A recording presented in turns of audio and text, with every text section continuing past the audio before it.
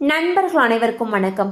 இன்னைக்கு நம்ம இந்த வீடியோல ஆகஸ்ட் மாதம் முதல் அமலுக்கு வரக்கூடிய அறிவிப்புகள் என்னென்ன அப்படிங்கறத பத்தி தான் இப்ப நம்ம பார்க்க போறோம்.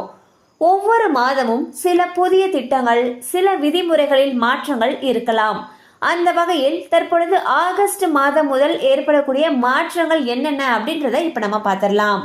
5 ஆண்டுகள் பழமையான ஃபாஸ்டேக் மாற்றுதல், 3 வருட ஃபாஸ்டேகுக்கான KYC புதுப்பிப்பு, வாகன பதிவு எண் மற்றும் சேஸ் எண்ணை ஃபாஸ்டேகுடன் இணைத்தல், புதிய வாகனம் வாங்கிய 90 நாட்களுக்குள் பதிவு எண்ணை புதுப்பித்தல், ஃபாஸ்டேக் வழங்குனர்கள் தங்கள் தரவு தளங்களை சரிபார்க்க வேண்டும், காரின் முன் மற்றும் பக்க புகைப்படங்களை தெளிவாக பதிவேற்ற வேண்டும், ஃபாஸ்டேக் ஒரு மொபைல் எண்ணுடன் இணைக்கப்பட வேண்டும், KYC தேவைகளை அக்டோபர் 31ஆம் தேதிக்குள் நிறைவு செய்தல்.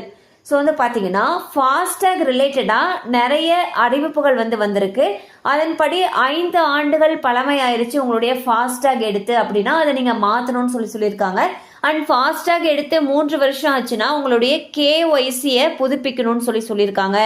அது மட்டும் இல்லாமல் ஃபாஸ்டேக் கூட கண்டிப்பாக ஒரு மொபைல் எண்ணை இணைக்கணும்னு சொல்லியிருக்காங்க. அண்ட் வாகன பதிவு எண் மற்றும் சேஸ் எண் இது எல்லாத்தையுமே ஃபாஸ்டேகோட இணைக்கணும்னு சொல்லியிருக்காங்க. அடுத்து உங்களுடைய KYC எல்லாத்தையுமே அக்டோபர் 31ஆம் தேதிக்குள் கம்ப்ளீட் பண்ணணும்னு சொல்லியிருக்காங்க. ஸோ ஃபாஸ்டேக் ரிலேட்டடாக பண்ண வேண்டிய விஷயங்களை நீங்கள் உடனே பண்ணிடுங்க.